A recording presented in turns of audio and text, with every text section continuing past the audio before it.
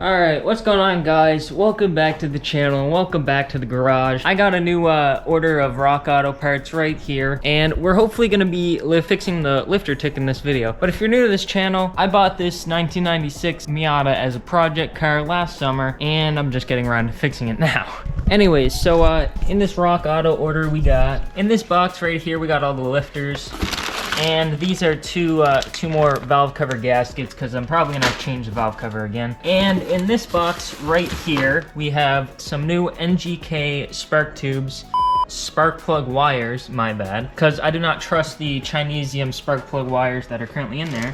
Oh, what's this? This wasn't a part of my order. Oh, look at that. These are the official Rhinox Racing stickers that I had sampled, produced before. These are not available currently, but if you guys would like to get some of these to put on your car, make sure you guys leave a comment down below. If there's enough interest, maybe I'll start selling them. I also got a Rock Auto sticker, and these are two stickers that I got in at Driven Halifax last year, so put those on the car as well. Now, since last time I took about the entire intake section of the car because I wanted to try to get that manifold shield off just to see if I'm able to you know, get to the actual manifold to see if there's any sort of cracks or wherever the hell this thing is like burning oil off of it from, because I think it was leaking from the valve cover gasket right there down onto the manifold. But it seems like somebody tried to go at this bolt right here. They probably went at it with a socket and did it wrong, so it's all stripped. That might be a pain to get off, so we might not be getting this off.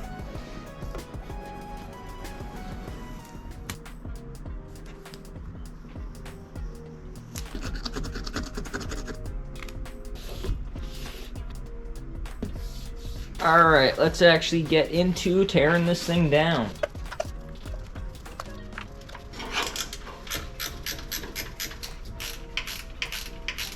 Alright, now time for the valve cover to come off.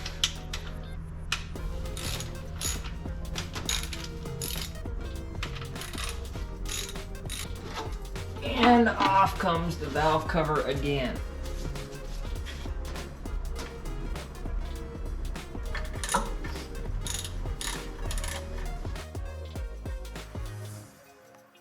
Alright, so I just got the cam on the exhaust side out. I forgot to mention, well, obviously, to get the cam out, you have to take time off you gotta take the water pump pulley off, and you gotta take both belts off. Now that I think about it, you might not have to take the AC compressor belt off and, like, you know, that side off. But I just did it anyways. I was going to try and take the harmonic balancer off so I could time it properly, but I just went off of the marks on the camshaft, so I pointed them both up, kind of the teeth in between. Pain in the ass. This thing has to come off for some reason, so yeah. Anyways, I got all the lifters out. Now, the thing about these lifters is they should all be the same firmness, and a bunch of them were stiff and a bunch of them were soft, which goes to tell me that some of them are bad. They should be the same. Yeah. So they're all over here, and they all did have oil in them. I might in my free time just take some of them apart and see what they look like on the inside, because they might be dirty, they might be failed, they might not be working correctly. So I did get a full set of 16 as you've seen before, so I'm just gonna, you know, put those in, because you may as well replace all of them while you're here. There's no reason not to. I'm gonna get the new lifters back in and make sure they're all oiled properly, and I'll see you on the intake side. Alright, I just got the second bank done right there. All of the lifters are in. Now, I'm gonna leave the bolts up because I gotta remember to actually torque them down. So I'm just gonna clean up out in the shop today, right now. It's about 9 o'clock right now, so I'm just gonna clean up and go inside, and I'll finish up putting all the belts and everything and timing back another day. So that's probably gonna be a couple days for me, but for you guys that's gonna be a couple seconds. All right, so after a very long time of trying to get this thing back up and running and solve the ticking issue and the engine stuff, it's been weeks, months of just putting this off, not having time to get it done, but I think I finally fixed the issue. Now, what would be a better way than to just show you what it sounds like and what it runs like? But I'm gonna have to jump it because a battery is one of the things on the to-do list. Watch this thing make a fool of me and start ticking on startup.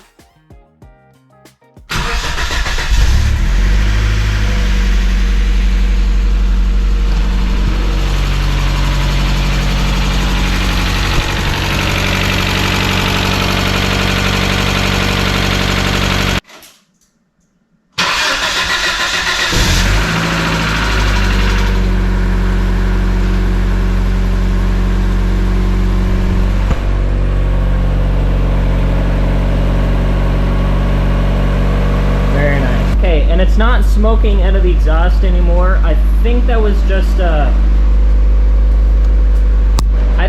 just a little bit of, like, you know, condensation in the exhaust. It's still smoking off the exhaust somewhere, which I gotta get down to the bottom of it, which might be just residual oil. Let's shut this off so I can talk.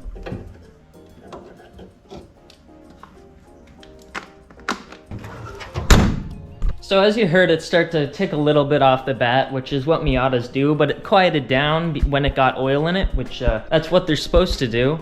Now, what I also did is I got a set of NGK spark plug wires. Now, it used to have these old cobalt ones in, and these are like Chinesium crap, so that's from Mazda Miata, so I just wanted to get those out of here. These are made in Japan, high quality. So what I did is I also changed the oil.